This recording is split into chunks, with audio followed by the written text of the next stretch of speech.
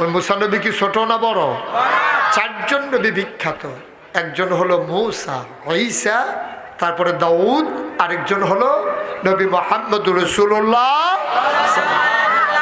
মূসা নবী অনেক বড় নবী। আল্লাহ তাবারক ওয়া তাআলা দুনিয়ার ভিতরে যত নবী পাঠিয়েছেন সবার মেজাজ মর্জি দিয়েছেন দুই রকম। একদল হলো জালালি, আরেক দল হলো জামালি। একদল হলো নরম, আরেক দল হইল গরম। সবচেয়ে গরম নবীর নাম হলো মূসা। সুবহানাল্লাহ বলবেন না?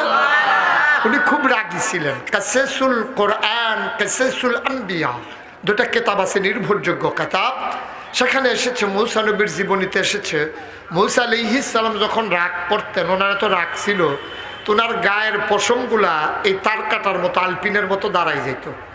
আমাদের দেশে যত রাগী মানুষ হোক তে থরথরাইয়া কাফে মুহ কথা লাগে, ধমক দিতে লোকে তার ঠুটো বেড়াইয়া বাড়ি খেয়া লাগে না, এইরকম আছে। সেতের ঠেলা তার শৈল কাফে, গাল কাফে, চোখ বড় হয়, কপালও গাম জমে।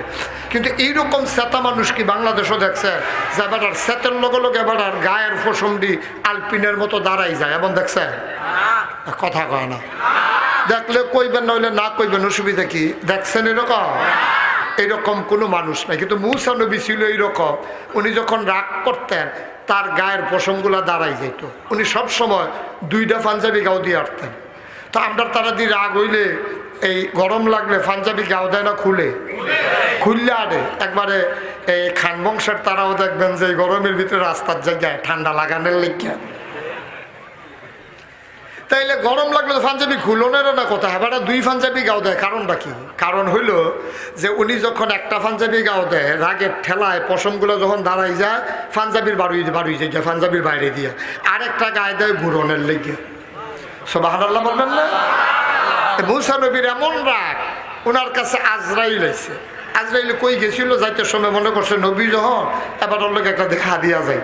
তো এই কথা মনে করিয়া যখন গিয়া ঢুকছে, মূসা আলাইহিস সালামের সামনে দাঁড়াই দিছে। গিয়া কয় কেমন আছে?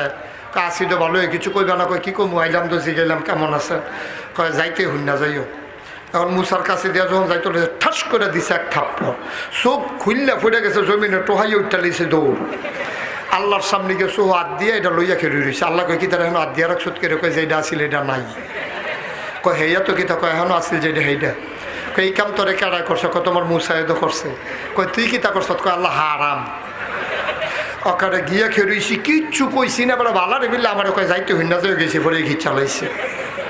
কয় তুই কিচ্ছু করছ? তো কয় জি না। কয় কিছু সালাম টালাম দিসলা নি? কাল্লা এটা তো মনে নাই। কয় জানডাজে লই আইসে আলহামদুলিল্লাহ পড়ো 33 বার। জানডাজে লই আইসো তাইলে পানি সমান মনে করো? মুসার মতো নবীর সামনে গিয়ে সালাম দিতে মনে থাকে না, আবার এসে বিচার দিতে এখন হেরো জানতে কার সামনে গিয়া কিতা করে বইছে? সালাম না তো তুই গেছ কীর্তি হেন? সুবহানাল্লাহ কয় না রে? এই মূসা নবী গরম নবী। এই মূসা আলাইহিস সালাম তুর পাহাড়ে গিয়ে আল্লাহর সাথে কথা বলতেন। রওনা দিছে তুর পাহাড়ের দিকে। যাইতেন উনি একটা জঙ্গলের ভিতর দিয়া, খুব মনোযোগের সাথে শুনেন। জঙ্গলের ভেতর দিয়ে তিনি তুর পাহাড়ে রওনা করছে। পাহাড়ে উঠে গিয়া তিনি একটা পাথরের আড়ালে দাঁড়াইয়া কথা বলতেন। সুবহানাল্লাহ বলবেন না? তো যখন জঙ্গলের মাঝে দিয়ে রওনা দিছে, দূরের থেকে তাকাইয়া দেখে ওই রাস্তার উপর একটা হরিণ দাঁড়াই রয়েছে। কি কি? একটা হরিণ রাস্তার উপরে দাঁড়াই রয়েছে। মূসা আলাইহিস সালাম মনে করছে হরিণটা বোধহয় আমারে দেখছে না, এই জন্য বোধহয় দাঁড়াই রয়েছে। তো মূসা আলাইহিস সালাম কাছে ইয়া গলা জাড়া দিছে। হরিণে আরো শক্ত ইয়া দাঁড়াইছে। মূসা মনে করছে কি তারে, হরিণ তো মানুষ দেখলে দাঁড়ানোর কথা না, এটা দৌড়ে না দিব।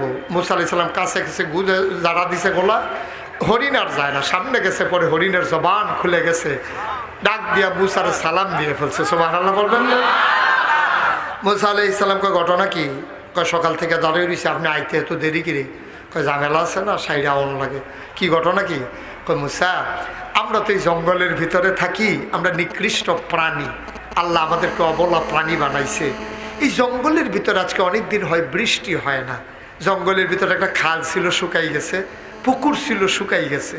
এখন আমরা তো খালের পানি খাইতাম, পুকুরের পানি খাইতাম, পানি তো খাইতে পারি না। আমাদের ভিতরে যারা মা, এই প্রাণীদের ভিতরে মায়ের বুক পর্যন্ত, দুধ পর্যন্ত শুকাই গেছে। প্রাণীগুলো মারা যাবে দুধের অভাবে। ও মুসা, তুমি একটা কাজ করো, তুমি তো আল্লাহর সাথে কথা বলতে পারো, তুমি একটু কাজ করো, যখন তুমি আজকে তুর পাহাড়ে কথা বলতে যাবা, তুমি দয়া করে আল্লাহকে একটু বলে দিও তো, আল্লাহ কি আমাদেরকে বৃষ্টি দেবে নাকি দেবে না, এই কথাটা একটু জিগাইও। সুবহানাল্লাহ বলবেন না? মুসা কয় ঠিক আছে, যাইতে আছি, এটা নিয়ে টেনশনের দরকার নাই, আমি গিয়েই জিজ্ঞেস করব। এখন মুসা গিয়ে তুর পাহাড়ে পাথরের আড়ালে দাঁড়াইছে। এমন সময় আল্লাহ তাবারক ওয়া তাআলা ইশারা দিছে, এই মুসা কথা শুরু করো। মুসা আলাইহিস সালাম কয় আল্লাহ আপনি কি শুরু করছেন? কোন ব্যাপারটা? ওই যে জঙ্গলের প্রাণী সহ আমার কাছে বিচার দিছে, আপনি বৃষ্টি দেন না, হারা পানি ফাইতে আছে না, সব প্রাণী মারা যাইতে আছে, আপনি যে বৃষ্টি দেন না, হারা কি আর কলসাপ দিয়ে পানি খাইতে পারে না বালতি দিয়ে তুললে পানি খাইতে পারে? আপনি বৃষ্টি না দিলে তো সব পানি মারা যাবে, এখন কি করা? আল্লাহ কয় ঠিক আছে, তুমি তাদেরকে বলে দিও বৃষ্টি দিয়া দেবো। কয় না বৃষ্টি দিয়া দিবেন কইলে তো হইতো না, দিবেন দিবেন করে কয়দিন হাত ধরেও তো হয় না। আপনি এরকম ইতেই করেন, আপনি পুরা নমুনা ধরালায় তারপরে করতে বাতাস আইয়া সেটা উড়াই লইয়া জায়গা, আমরা তারা রাস্তাঘাটে ধুলা বালিয়ে শেষ, একটা ফোটা বৃষ্টি নেই। আপনি কবে দিবেন বলতে হবে, শুধু দিবেন বললেই হবে না। সুবহানাল্লাহ বলবেন না? যখন এই কথা বলছে, এবার আল্লাহ ডাক দিয়া কয় মুসা রে, বৃষ্টি হবে তবে 100 বছরের আগে না। কয়শো বছর? মুসা কি খুশি না বেজার? মুসা আলাইহিস সালাম কথা কইয়া কথা চুপ করে বইয়া রয়েছে। আল্লাহ কয় কি কথা কইতা না? কয় না, যে একটা কইছো এটাই সারবো, আল্লাহ জাগিতে আছি। মুসা আলাইহিস সালাম খুব রাগ করে রওনা দিছে, মনে মনে দোয়া করতেছে আল্লাহ হরিণটা যেন সামনে না পড়ে। আল্লাহর কি কুদরত, আইয়া দেহে হরিণটা খেয়ে রয়েছে। মুসা মনে করছে ভিতরে যা কোনো ইচ্ছা যে জ্ঞান নাকি, হরিণের সামনে দিয়ে গিয়ে দাঁড়াই রয়েছে। হরিণে ডাক দেখো কি মুসা লুকোচুরি করতেছো কেন, কি খবর? খবরটা কইয়া যাও। হুননের মতো না। কই জিজ্ঞেসলা না? আরে ফইলেও তো জিজ্ঞেসলা। তো কয় কি কইছে? কই যে এটা কইছে তুই হইন না, লাভ নাই। আমি মুসা নবীও তো খুশি হইতে পারি নাই, তোর তো ফইলে নাই। আরে কি কইছে এটা কও না। কয় না শোনার দরকার নাই তো তোর। তোমার দরকার কি? আমারে তুমি আল্লাহর কাছে জিজ্ঞেস, আল্লাহ যেটা জবাব দিছে এইটা না কইব, তোমার নিজের থেকে তো কোয়ার দরকার নাই। আল্লাহ কি কিছু বলে নাই? সুবহানাল্লাহ বলবেন না? আল্লাহ তো কইছে, কিন্তু যেই কথা কইছে এটা তুই শুই না শান্তি পাবি না। কয় কেন? আল্লাহ কি বলছে বলো না। কয় যে আল্লাহ বলছে 100 বছরের আগে বৃষ্টি হবে না। সুবহানাল্লাহ বলবেন না? হরিণ কয় আলহামদুলিল্লাহ। হরিণ কি কয়? হরিণ কি কয়? হরিণ কেন? মুসার রাগ কমছে না বাড়ছে? মুসা কয় চুপ দাঁড়িয়ে থাকবা, দৌড় দিবা না। তুই কি বুঝছি আলহামদুলিল্লাহ কইসত কই আর পরে যাইবি? বেড়া 100 বছর পরে বৃষ্টি তুই থাকবি? কয় না। কত নানাত করে থাকবো, ফলামাইয়া থাকবো? কয় না। তো তুই আলহামদুলিল্লাহ কইসত কীর্তি? হরিণ ডাক দিয়া কয় ও মুসা, আমাদের প্রতি মায়া বেশি কি তোমার না আল্লাহর? কথা কয় না কার?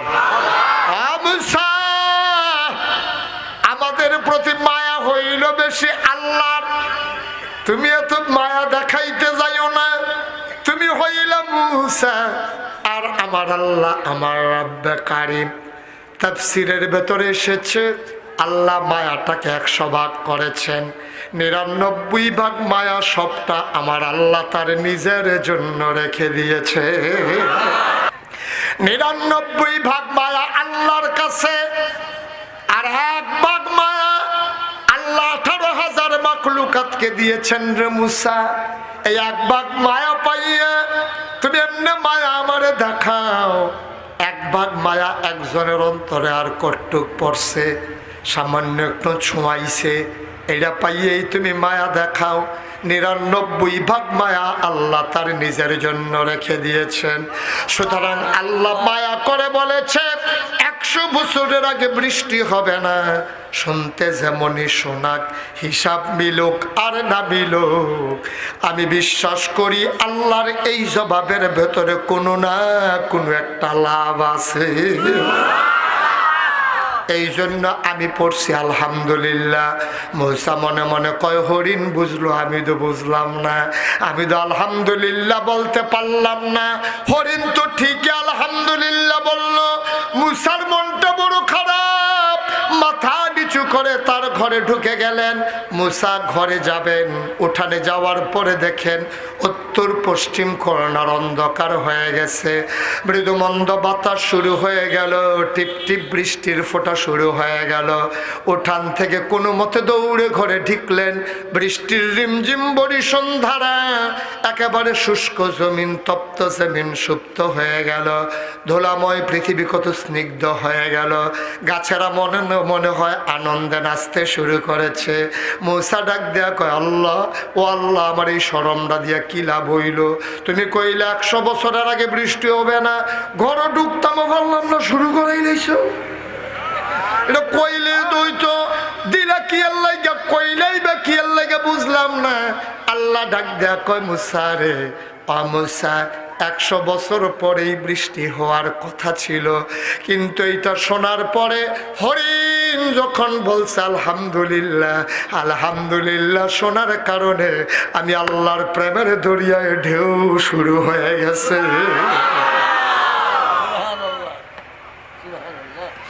লাইন শাকারতুম লাযীদান্নাকুম, নিয়ামত পেয়ে যদি শুকরিয়া আদায় করবি, শুকরিয়া আদায় করতে দেরি রে, আমি আল্লাহ নিয়ামত দিতে দেরি করি না। হরিণ যখন বলছে আলহামদুলিল্লাহ, আমি মিকাইলকে ডাক দিয়া বললাম, মিকাইল, যাদের এখন পানির দরকার তারা শুনলো বৃষ্টি হবে 100 বছর পরে।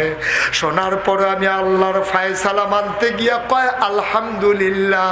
যে হরিণ 100 বছর পরে বৃষ্টি হবে শুনে আলহামদুলিল্লাহ কয়, যা যা যা, আমি আল্লাহর কুদরতে ও এলাকার উপর দিয়া 100 বছর পরের বৃষ্টিটারে আগাইয়া এই মুহূর্তে বৃষ্টি দিয়া দে।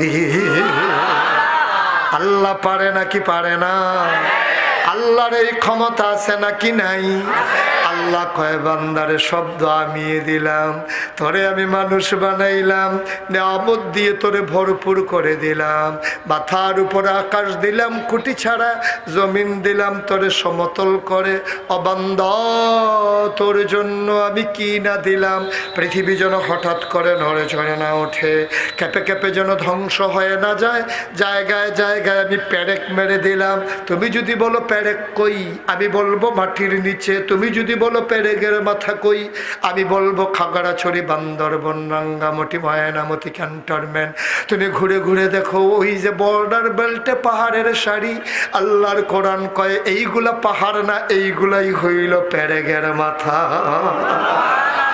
আমি আকাশ দিলাম খুঁটি ছাড়া, জমিন দিলাম সমতল করে, পেরেক মেরে খুঁটি বানিয়ে দিলাম, পাহাড় দিলাম পেরেকের মাথা করে। ও বন্ধু, তোমাদের পাশে দিয়ে কুলু কুলু বেগে বয়ে যাওয়া নদী, নদীর ভিতরে পানি, পানির ভিতরে মাছ, নদীর কিনারে গাছ, গাছের ভেতরে ফুল, ফুলের পরে ফল। ও বন্ধু, নারিকেল গাছের মাথায় ডাব, ডাবের ভেতরে শরবত, আখের ভেতরে রস, সিজনালি ফল সব আমি তো দিলাম।